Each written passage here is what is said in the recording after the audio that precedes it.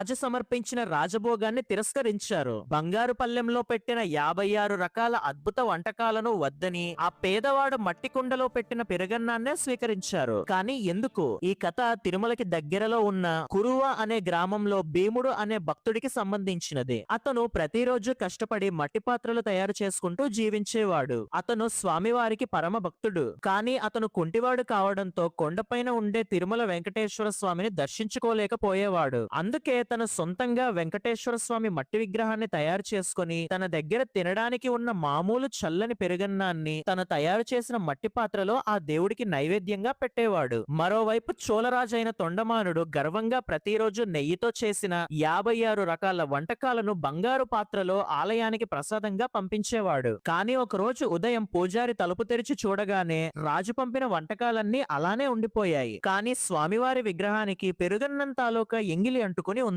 ఈ